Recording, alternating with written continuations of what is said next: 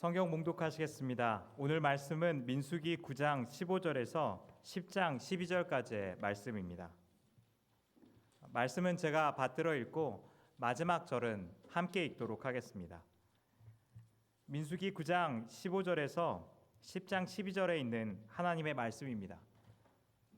성막을 세운 날에 구름이 성막 곧 증거의 성막을 덮었고 저녁이 되면 성막 위에 불 모양 같은 것이 나타나서 아침까지 이르렀을 때 항상 그러하여 낮에는 구름이 그것을 덮었고 밤이면 불 모양이 있었는데 구름이 성막에서 떠오르는 때에는 이스라엘 자손이 곧 행진하였고 구름이 머무는 곳에 이스라엘 자손이 진을 쳤으니 이스라엘 자손이 여호와의 명령을 따라 행진하였고 여호와의 명령을 따라 진을 쳤으며 구름이 성막 위에 머무는 동안에는 그들이 진영에 머물렀고 구름이 성막 위에 머무는 날이 오래일 때에는 이스라엘 자손이 여호와의 명령을 지켜 행진하지 아니하였으며 혹시 구름이 성막 위에 머무는 날이 적을 때에도 그들이 다만 여호와의 명령을 따라 진영에 머물고 여호와의 명령을 따라 행진하였으며 혹시 구름이 저녁부터 아침까지 있다가 아침에 그 구름이 떠오를 때에는 그들이 행진하였고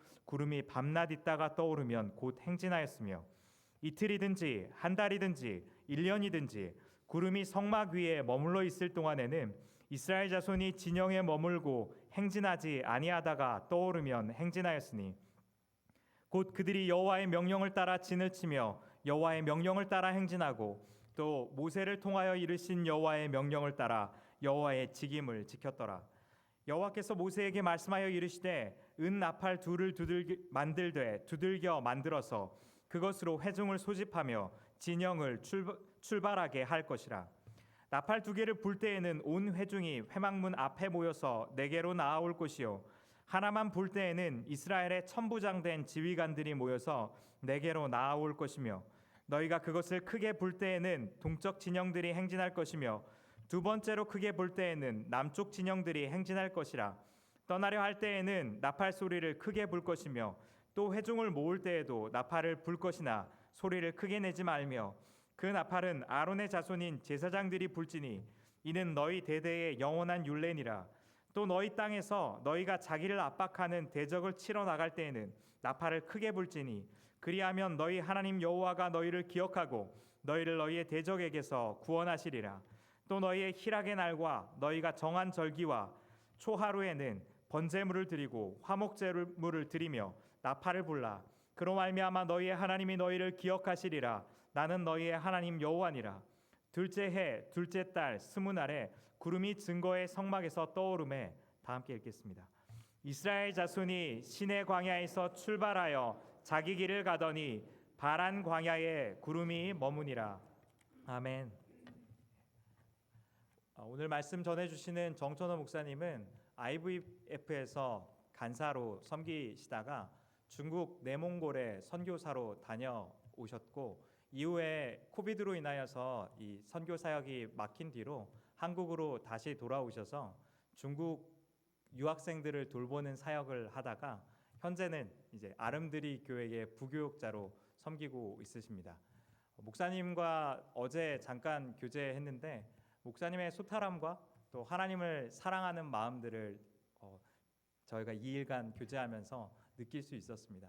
또 목사님 말씀을 통하여서 큰 은혜 받으시길 바랍니다. 함께 목사님 나오실 때 박수로 환영해 주시면 감사하겠습니다.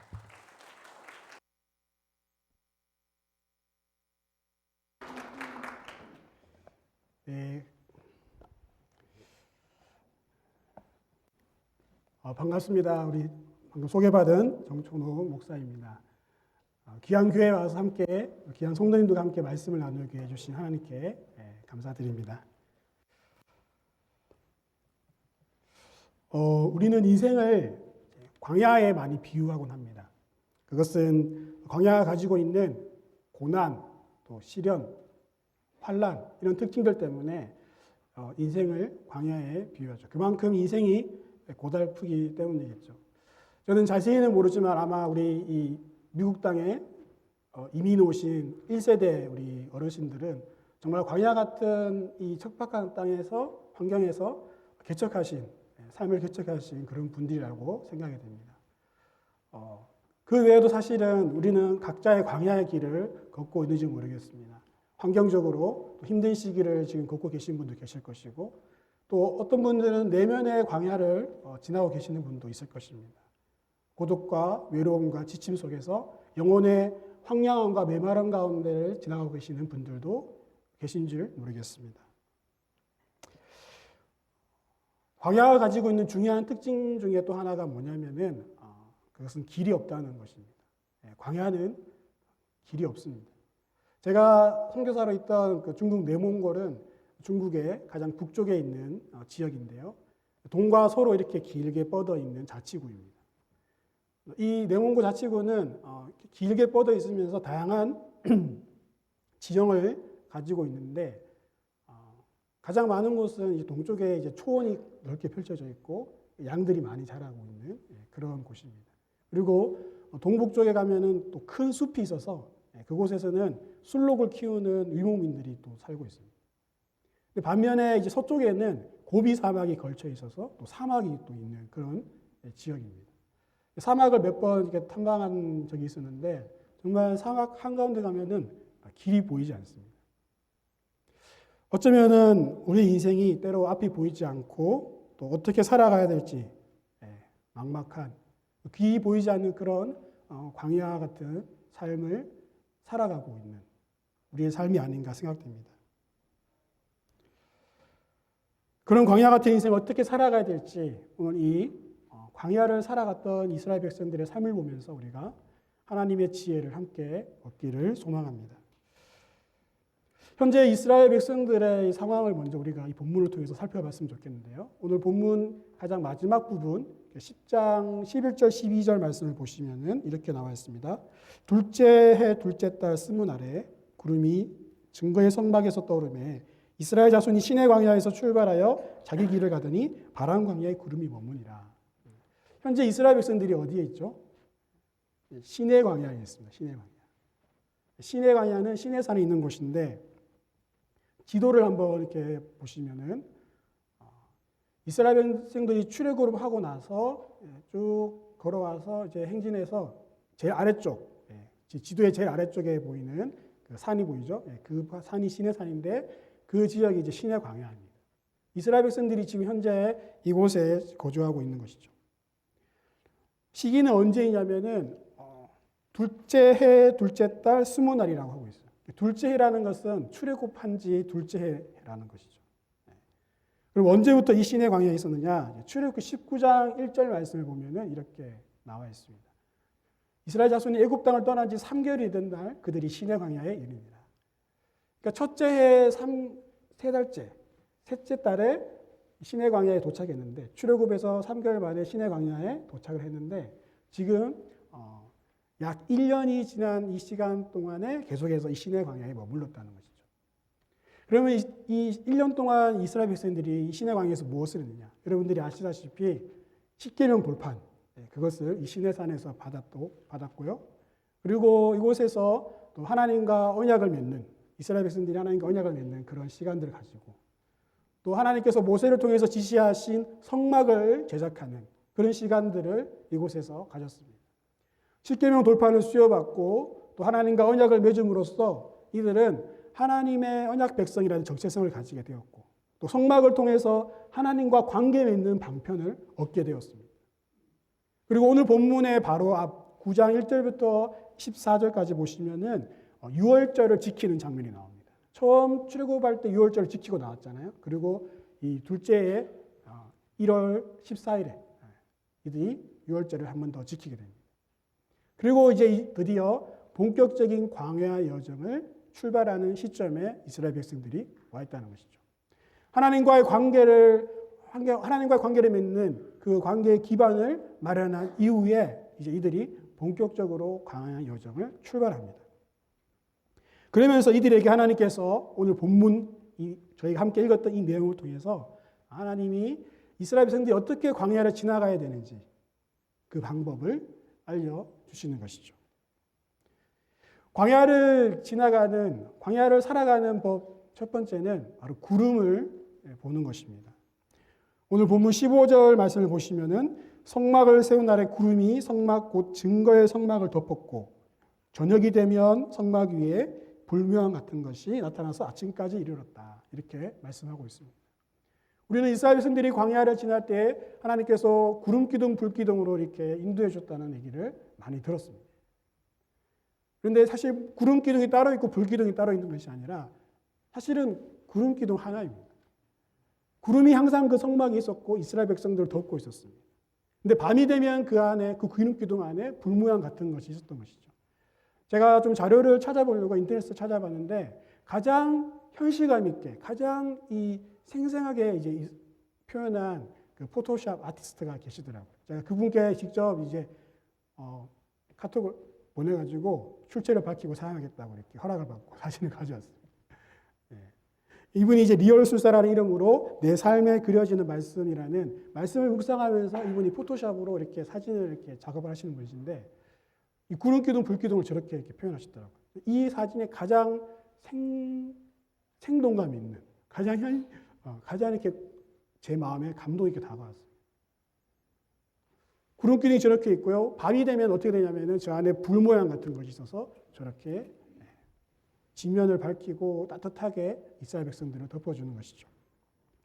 구름이 상징하는 바는 출애굽기 24장 15절 16절 말씀에 이렇게 나와 있습니다. 모세가 산에 오르매 구름이 산을 가리며 여호와의 영광이 시내산 위에 머무르고 구름이 엿새 동안 산을 가리더니 일곱째 날에 여호와께서 구름 가운데서 모세를 부르십니다.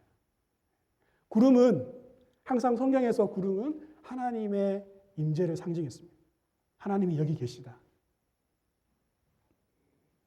그래서 이스라엘 백성들은 오늘 본문 17절에 보시면은 이 구름의 이동에 따라서 움직이죠. 구름이 성막에 떠오를 때 행진하고 구름이 머무는 곳에 이스라엘 자손이 진을 쳤다고 말씀하고 있습니다. 그런데 문제는 뭐냐면요. 이 구름의 이동이 예측할 수 없다는 거예요. 19절부터 나오는 이 말씀을 보시면은 이 구름이 성막 위에 머문 날이 오릴 때에는 이스라엘 자손이 여호와의 명령을 지켜 행진하지 아니하였고 또 성막 위에 머무는 날이 적을 때에도 그들이 다만 여호와의 명령을 따라 진영에 머물렀다고 얘기하고 있습니다. 구름이 오랫동안 머무는 때도 있고 적게 머무는 때도 있다는 것이죠.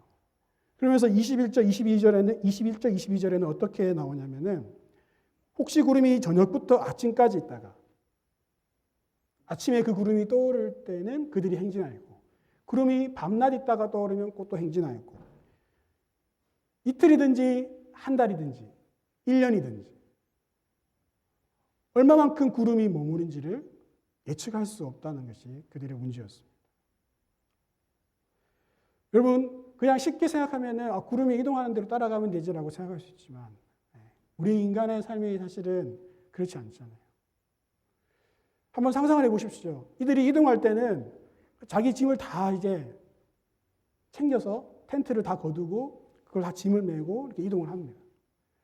만약 하나님께서 이렇게 며칠을 가다가 구름 기둥이 멈추면은 가장 먼저 보시는 성막을 세팅을 하는 거죠.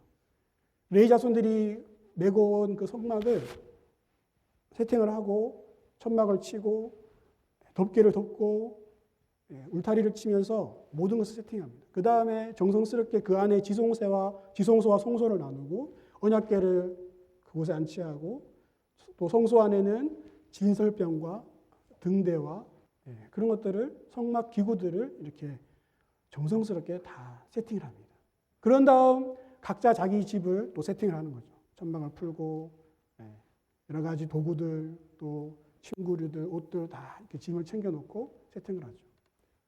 그렇게 세팅을 다 해놓고 밤에 잠을 잤는데 갑자기 아침에 구름이 다시 뜨는 거예요. 그러면 다시 싸야 돼요. 바로 그냥 그 짐을 싸고 성막을 다시 거두고 다시 이동하는 거죠. 또 가다가 멈췄어요. 그러면은 또 그 작업을 또 하는 거예요. 세팅을 하죠. 그럼 이제부터 언제 또지? 나는 여기에서 어떻게 얼마만큼 살아야 되지? 무엇을 하지? 예측할 수가 없는 거죠. 언제 구름이 떠올라 어디로 이동할지 모르기 때문에 이스라엘 백성들은 쉽지 않았을 것 같아요. 우리가 사는 이 세상도 사실 예측 불가능한 세상을 살고 있습니다.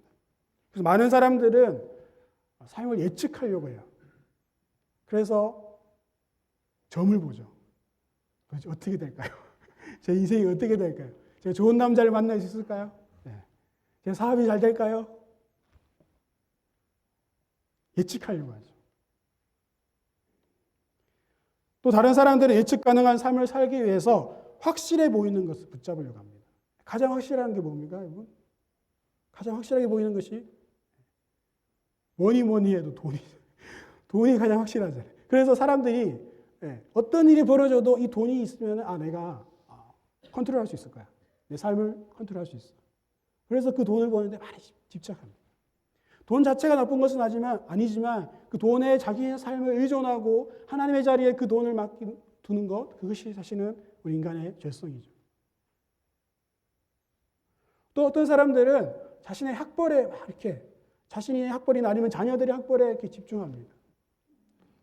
좋은 학벌을 가지고 있으면은 앞으로 이 예측 불가능한 이 세상 속에서 그나마 안정되고 확실한 삶을 살 수 있겠지라고 생각합니다. 여러분, 근데 과연 그러하던가요? 많은 돈을 모으고 아주 뛰어난 학벌을 가지고 있다 하더라도 이 땅을 살아가면서 확실한 삶을 살아갈 수 있던가요? 많은 그리스도인들이 이러한 경향을 따라가죠. 예측 가능하게 해주는 그 무엇인가를 확보해 보려고 발버둥칩니다. 그러나 그것은 불가능한 일이죠. 삶은 예측 불가능한 것입니다. 여러분, 가장 쉬운 예로 코로나를 한번 생각해 보십시오. 우리의 인생에 코로나가 발병할지, 그리고 이것이 전 세계를 뒤덮을지 누가 예측이나 할 수 있었겠습니까? 제 인생을 한번 보십시오. 저는 중국 내몽고의 선교사로 헌신해서 정말 하나님 앞에 온전히 내 삶을 드리면서 갔어요. 잠시 비자를 바꾸기 위해서 한국에 돌아왔는데 그때 코로나가 터진 거예요. 한국엔 집도 없었어요. 저의 모든 집과 환경과 모든 것이 다 중국에 있었어요. 언제 문이 열릴지, 언제 이 코로나 끝날지 기다리면서 또 돌아다니면서 생활했었어요. 그러다 결국 중국에 있는 모든 짐들을 다 정리하기로 하고 그곳에 계신 한인분들, 성도님들에게 다 짐을 나눠드리고, 그리고 어떻게 살아가야 되며 어떻게 사역해야 될지를 고민하면서 한 걸음 한 걸음 이렇게 찾아오게 되었어요. 그래서 중국 유학생 사역을 하다가 현재는 또 이렇게 안식월을 또 허락받아서 미국에 잠시 와 있습니다. 우리의 삶은 예측할 수 없는 거죠. 그런데 우리의 이 예측 불가능한 이 세상 속에서 변하지 않는 가장 확실한 것이 한 가지가 있습니다. 오늘 본문에서도 예측 불가능한 구름의 이동 가운데 가장 확실한 것이 한 가지가 있는데 그게 뭐냐면 바로 구름의 존재입니다. 구름이 언제 이동할지는 우리가 예측할 수 없지만 구름의 존재는 항상 거기에 있었습니다. 오늘 본문 16절 말씀을 보시면 이렇게 나옵니다. 항상 그러하여 낮에는 구름이 그것을 덮었고 밤이면 불 모양이 있었다. 항상 그러하여. 이 항상 그러하여는 히브리어로 타미드라는 단어인데 이 뜻은 계속, 끊임없이, 변함없이, 항상 이런 뜻을 가지고 있습니다. 이 본문 어디에도 예측 가능한 것이 없습니다. 그러나 단 한 가지 확실한 것, 그것은 바로 항상 변함없이 그곳에 있는 구름의 존재였습니다. 이 얼마나 확실한 것입니까? 그럼 구름은 무엇을 상징한다고 했죠? 바로 하나님의 임재, 하나님의 존재를 상징한다고 했습니다. 우리의 삶에 가장 확실한 것이 무엇입니까? 돈으로 우리의 삶을 확실하게 보장할 수 있습니까? 학벌로, 직장으로 우리의 삶을 보장할 수 있습니까? 없습니다. 우리의 삶에 가장 확실한 것은 바로 하나님의 존재. 항상 살아계시며 우리와 함께 계시는 그 하나님의 존재라는 것을 여러분 기억하시기 바랍니다. 제가 이 말씀을 묵상하면서 한번 상상을 해봤어요. 이스라엘 백성들이 텐트를 치고 거기서 자고 나서 아침에 일어났을 때 가장 먼저 무엇을 확인하겠어요? 텐트에서 나와서 여러분 세수를 하겠어요? 거기에서 무엇을 보겠어요? 저 같으면 텐트에서 나오자마자 성막 위에 구름이 있는지 볼 것 같아요.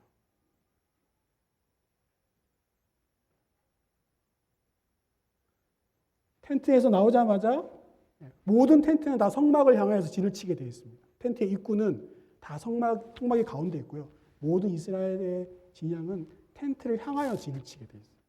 텐트를 나오자마자 가장 먼저 성막 위에 있는 구름을 확인할 것 같아요. 아, 구름이 있구나. 하나님 우리와 함께 계시는구나. 하나님이 여기 계시는구나.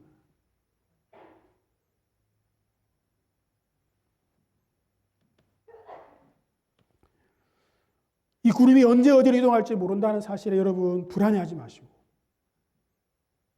항상 그러하여 변함없이 그 자리에 계시는 하나님의 존재를 여러분 믿고 의지하십시오. 그것이 바로 광야를 살아가는 법입니다. 광야의 법칙 첫 번째는 이 예측 불가능한 광야에서 가장 확실한 구름의 존재를 바라보는 것입니다. 여러분의 광야에서 하나님의 구름을 바라보십시오. 구름은 바로 하나님께서 내가 여기 있다. 내가 너희와 항상 함께 있다라고 보여주시는 하나님의 메시지입니다.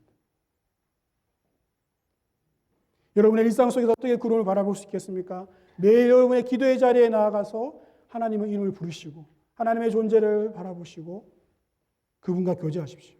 마치 이스라엘 백성들이 아침에 일어나자마자 텐트에서 나와서 그 성막에 있는 구름을 확인하듯이 여러분의 삶 가운데 항상 그를 함께 계시는 그 하나님의 존재를 확인하십시오. 그리고 하루를 시작하십시오. 그것이 바로 광야 같은 세상을 살아가는 첫 번째 법칙입니다. 두 번째는 바로 나팔 소리를 듣는 것입니다. 오늘 본문 10장 1절 2절을 보시면은 이렇게 나와 있습니다. 여호와께서 모세에게 말씀하여 이르시되 은나파 둘을 만들되 두들겨서 만들어서 그것으로 회중을 소집하며 징령을 출발하게 할 것이라. 하나님께서 이들에게 은나팔 2개를 만들려고 했는데 이 나팔의 기능은 뭐냐면은 두 가지가 있었어요. 회중을 소집하는 기능과 또 징령을 출발하게 하는 기능이 있었어요. 그래서 3절부터 10절까지 내용을 쭉 보면은 나팔 소리에 따라서 어떻게 움직여야 되는지를 쭉 이렇게 기록하고 있어요.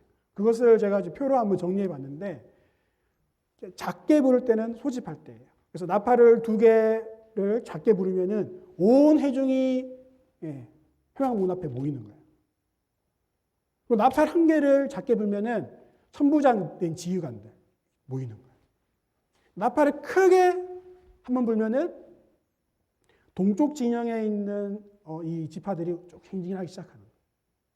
그리고 두 번째 크게 불면은 남쪽 진영에 있는 세 지파가 움직이기 시작하고 또 본문에 나와 있지 않지만 72역에는 세 번째 나팔을 불면은 어디죠? 서쪽. 네 번째 불면은 북쪽. 이렇게 해서 쭉 일렬로 이동하게 되어 있어요. 대적을 치러 나갈 때도 나팔을 크게 불게 되어 있고요. 또 축제와 절기를 지킬 때도 이 나팔을 사용합니다.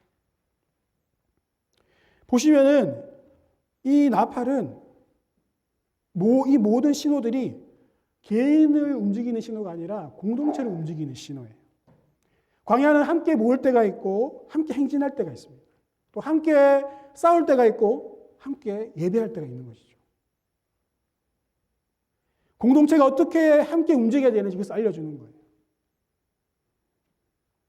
나팔 소리를 빵 불면은 모든 회중들이 자 여러분 함께 모이십시오.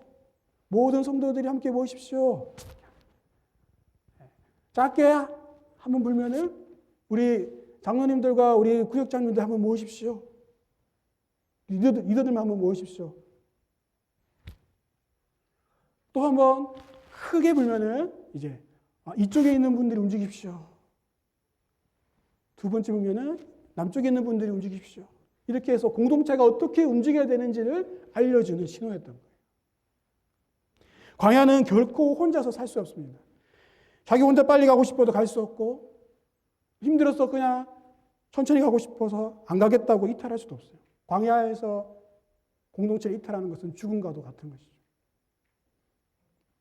공동체가 함께 모이고 함께 행진하고 함께 싸우고 함께 예배하는 것이 바로 이 광야 길을 살아가는 법입니다. 이 구름 기둥 외에 하나님께서 나팔 소리를 허락하신 이유는 우리가 개인이 아니라 함께 가야 하는 영적 공동체임을 알려주기 위해서입니다. 그래서 공동체가 들려주는 나팔 소리를 듣고 함께 움직이고 순종하기 위해서 이 나팔 소리를 광야를 걸어간 이스라엘 백성들에게 허락하셨던 것이죠. 스데반 집사님은 순교하기 전에 사도행전 7장에 쭉 설교를 하시면서 그때 이 광야를 지나간 이스라엘 백성들을 향해서 뭐라고 얘기하냐면은 광야 교회라고 표현합니다. 광야 교회라고. 그것은 이들을 그냥 개개인으로 본 것이 아니라 하나의 공동체, 하나의 교회로 본 것이죠. 그러므로 광야의 인생길을 가고 계신 여러분, 우리에게는 하나님의 임재를 알려주는 이 구름 기둥뿐만 아니라 우리가 어떻게 움직여야 하는지 알려주는 교회가 필요하다는 것입니다. 하나님의 메시지, 하나님의 신호를 우리에게 알려주는 이 교회 공동체가 필요하다는 것입니다. 그 교회가 알려주는 신호에 따라서 우리가 함께 움직이면서 함께 순종하면서 함께 예배하고 함께 싸우면서 광야를 지나갈 수 있는 것이죠. 우리가 어떻게 이 공동체의 나팔 소리를 들을 수 있을까요? 가장 먼저는 이 예배 시간. 이 예배 시간에 공동체에서 선포되어지는 하나님의 말씀을 여러분들이 귀 기울여 들어야 됩니다. 이것이 하나님께서 우리 공동체에게 들려주시는 하나님의 나팔 소리라는 거예요. 이렇게 하라. 이번에는 이렇게 하자. 우리가 함께 기도할 때이다. 우리가 함께 찬양할 때이다. 우리가 함께 회개할 때이다. 이 신호를 이 강단에서 하나님의 말씀을 통해서 선포할 때 여러분들이 함께 그것에 순종하며 움직이셔야 된다는 것이죠. 또 공동체에 하나님께서 허락하신 리더십들이 있습니다. 방해와 우리 구역장님들 또 직분자들 그분들이 모여서 함께 하나님의 뜻을 분별하고 또 그것을 같이 알려줄 때에 우리가 그것을 함께 마음으로 따르고 순종하는 것. 그것이 바로 나팔 소리를 듣는 거예요. 공동체를 통해서 하나님께서 주시는 나팔 소리를 듣는 것입니다. 우리가 이 땅을 살아가면서 하나님의 뜻을 분별하는 여러 가지 방법들이 있습니다. 인생의 중요한 방향을 결정할 때, 또 교회의 중요한 방향을 결정할 때 우리는 하나님의 뜻을 찾고 묻고 구합니다. 가장 확실한 것은 무엇입니까? 바로 이 성경 말씀이죠. 하나님의 말씀을 통해서 우리는 하나님의 뜻을 분별합니다. 또 때로는 우리의 환경과 상황을 통해서 하나님 우리에게 말씀하시기도 하십니다. 또 때로는 우리가 기도할 때에 우리의 마음에 하나님 평안과 확신을 주시기도 하시고 그래서 우리는 하나님의 뜻을 분별합니다. 또 중요한 한 가지 하나님의 뜻을 분별하는 통로가 있습니다. 그게 뭐냐면 바로 공동체입니다. 하나님께서는 우리에게 말씀하실 때 이 공동체를 통해서 말씀하신다는 거예요. 제가 중국 내몽골의 그 지역의 그 선교지를 정할 때 그냥 제 개인이 이렇게 확신을 얻어서 정한 것이 아니었어요. 저희 교회가 함께 기도하고 함께 그것을 탐방하고 함께 하나님의 사인을 구했어요. 그래서 처음에 4년 동안 그 지역을 탐방하면서 그 지역에 있는 가정교회, 지하교회 우리 지도자들과 성도들과 만나서 같이 예배하고 같이 훈련하면서 하나님이 정말 우리가 계속해서 이곳에서 사역하길 원하시는지 하나님의 사인을 한번 우리가 묻고 구해보자. 그래서 그곳에 계신 지도자들에게 저희가 부탁했어요. 저희가 기도할 테니 여러분들도 기도해 주십시오. 1년 동안 우리가 같이 공동체와 같이 기도했으면 좋겠습니다. 하나님께서 이 지역을 우리 교회가 함께 협력해서 선교하기 원하시는지 함께 분별했으면 좋겠습니다. 그래서 그 가정교회 지도자분들에게 1년 동안 기도를 부탁했어요. 그리고 저희 교회도 보고하면서 저희 교회 선교부원들과 또 모든 전교인 성도들에게 1년 동안 이 기도 제목을 가지고 같이 기도하자고 했어요. 그리고 나서 다시 1년 만에 만났어요. 그리고 그 호텔에서 우리 지도자들끼리 만나서 하나님이 우리에게 그동안 주신 사인이 뭔지 한번 정리해보자. 그것들을 쭉 적는데 부인할 수가 없는 거예요. 하나님의 인도하심이 너무 확실한 거예요. 우리가 하나님의 뜻을 분별할 때 개인이 그냥 분별하는 것이 아니라 공동체에 함께 기도를 부탁하고 함께 하나님이 주시는 응답과 기도의 응답들을 우리가 분별할 때 가장 확실하게 하나님의 뜻을 분별할 수 있습니다. 여러분, 광야에서는 교회로 살아가야 됩니다. 혼자서 살 수 없습니다. 공동체의 나팔 소리를 듣고 광야계로 살아가는 것이 바로 광야의 법칙 두 번째입니다. 광야의 법칙 마지막 세 번째는 바로 언약궤를 따르는 것입니다. 오늘 본문에서는 제가 읽지 않았지만은 10장 13절부터 마지막 36절까지 말씀을 보시면은 이스라엘 자손들이 실제 이제 행진하는 장면이 나옵니다. 그들이 진을 치고 있을 때 하나님께서 구름 기둥을 이렇게 쭉 이동하시면은 그들이 차례로 이동하는데 먼저 그들이 어떻게 진을 치는지 한번 우리 그림을 통해 사진을 통해서 한번 보시면은 저렇습니다. 성막이 가운데 있고 그 주변에 레위 자손들이 진을 치고요. 그리고 동서남북으로 이렇게 세 지파씩 진을 치게 되어 있습니다. 그리고 아까 말했듯이 그 모든 진의 입구는 성막을 향하여 치게 되어 있습니다. 그러다가 이제 오늘 본문 10장 33절 말씀을 보시면 이렇게 되어 있습니다. 그들이 진영을 떠날 때에는 그들이 여호와의 산에서 떠나 삼의 길을 갈 때에 여호와의 언약궤가 그 삼의 길에 앞서가며 그들을 쉴 곳을 찾았다라고 얘기하고 있습니다. 그렇게 진을 치고 있다가 이제 이동하게 되면은 여호와의 언약궤가 제일 앞에 나가는 거예요. 그림에 보시듯이 제일 앞에 언약궤가 나가고 세 지파씩 이렇게 따라가게 그 사이사이에 네 지파들이 성막의 기구를 가지고 가는 거예요. 저런 순서대로 행진한다고 오늘 본문 10장 13절부터 끝까지 이렇게 좀 기록하고 있어요.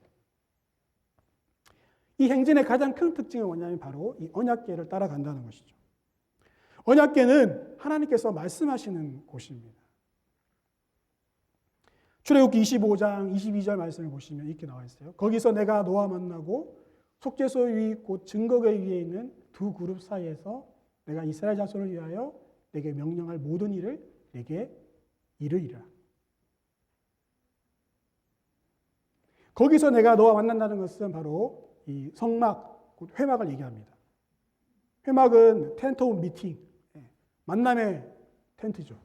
하나님과 이스라엘 백성들이 만나는 그 장소가 바로 성막입니다. 회막입니다. 거기에서 지성소에 있는 그 속죄소 위, 곧 증거궤 위에서 그 두 그룹 사이에서 내가 이스라엘 자손을 위하여서 내게 이르리라 라고 하셨잖아요. 그래서 언약궤 사진을 보여주시면 저렇게 생겼어요. 두 그룹 사이, 그 속죄소라는 언약궤 그 뚜껑 위에 그 사이에서 하나님께서 이스라엘 백성들에게 말씀하신다는 거예요. 그래서 언약궤는 하나님의 말씀을 상징하는 것이죠. 이 언약궤가 이스라엘 백성 앞에서 행진하는 겁니다. 이것은 무엇을 의미하는가? 광야에서는 하나님과 친밀하게 교제하고 만나면서 그분의 말씀을 듣고 그분의 말씀을 따라 살아가야지 된다는 것입니다. 그것이 바로 광야에서 살아가는 세 번째 법칙이죠. 하나님과 만나며 그분의 말씀으로 살아가라는 것입니다. 광야는 하나님의 말씀이 들리는 곳이에요. 하나님과 교제하고 하나님과 독대하고 하나님의 음성을 듣는 곳입니다. 여러분 엘리야 선지자를 기억하십니까? 엘리야 선지자가 바알 선지자들과 그 전투를 벌이고 나서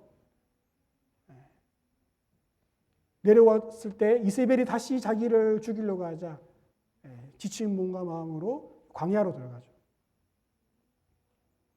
광야 한 곳에서 에서 깊게 들어가다가 결국 이 호렙산에서 하나님의 그 세미한 음성을 통해서 다시금 자신의 소명을 확인하는 시간들을 가집니다. 광야는 하나님의 그 세미한 음성을 듣는 자리입니다. 예수님께서도 사역을 시작하시기 전에 광야에서 시험을 받으시고 그 시험을 받으실 때 오직 하나님의 그 말씀을 통해서 사단을 물리치시면서 말씀으로 사역을 시작하셨던 것이 바로 이 광야입니다. 광야는 하나님의 말씀이 들리는 곳입니다. 우리의 삶이 황량해지고 우리의 영혼이 메말라진 그때도 사실 모든 어떤 환경들이 힘들고 어려울 때 오히려 우리는 잠잠히 그곳에서 하나님을 독대하고 하나님을 만나게 되는 것이죠. 여러분 만약에 광야를 지나고 계십니까? 그렇다면 하나님의 그 세미한 소리에 귀를 기울이시기 바랍니다. 제가 선교단체 간사로 처음 이제 훈련을 받을 때 3개월 동안 저희가 합숙해서 훈련을 받게 되는데요. 제가 훈련받았던 장소는 이슬람 연구소라는 곳이었어요. 경기도 파주에 있는 이슬람 연구소였는데 그곳은 한국의 최초의 여성 파키스탄 선교사였던 전재옥 선교사님, 전재옥 교수님이 은퇴하시고 이렇게 이슬람 연구소를 설립하셔서 사역하시던 곳이었어요.